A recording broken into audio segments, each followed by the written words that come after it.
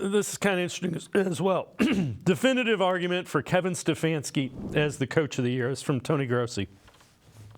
8 teams have 9 or more wins in the NFL this season.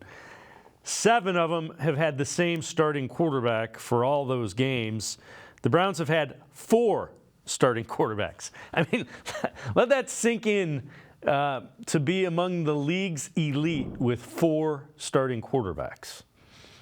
Yeah, I mean, there's a lot of things that work in Kevin Stefanski's favor, and that's, if not the top of the list, it's right there at the top of the list. We talked last week about winning a game with 4 different starting quarterbacks, and that's impressive. But then to compare that to the rest of the league and I think this is true throughout history, or at least recent history, if you got your quarterback and he stays healthy and he plays all season, you got a good chance to win a bunch of games. And when you don't, that's when things can go a little sideways. So the fact that the Cowboys and the Niners and the Eagles, and you go down the list, have just played their guy, it just makes everything so much easier. You know what an uphill climb it is, replacing a quarterback once, let alone 3 times. So you do that, you pile on all the other injuries at key spots to key players, and the argument for Stefanski gets better and better. All right, and along those lines, this from ESPN's Dan Graziano, judging the biggest overreactions from Week 15 of the NFL. Kevin Stefanski should be front-runner for the Coach of the Year. His verdict, not an overreaction. This award tends to go to a coach team that exceeds its preseason expectations. You have to tip your cap to the way Stefanski has held things together in Cleveland. Right now, he's winning with Joe Flacco at quarterback in the year 2023. Scott, I know you wrote an article, so I want to dovetail into that. Kevin Stefanski just seems to keep pushing the right buttons. Take us through that and kind of your thought in that article.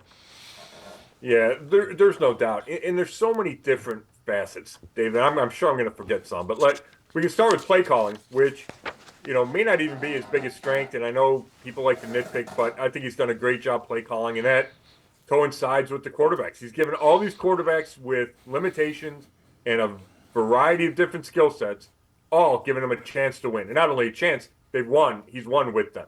So his play calling can't be ignored. The fact that he sets the tone for the backups to be ready, I think he does a better job of that than some of his peers do. Right? Like, I've never seen the same emphasis on getting the practice squad guys ready, getting the backups ready. The assistant coaches all talk about it. So it's the setting the tone, it's the attitude, then it's the execution of the coaches have everybody ready to play. It's hiring the right coaches in Jim Schwartz and Bubba Ventrone as coordinators. It's improving the team chemistry with trips to the Greenbrier and Philly in the preseason and LA during the season. I think all of these combine to give the Browns the record they have and a chance to win despite all the adversity.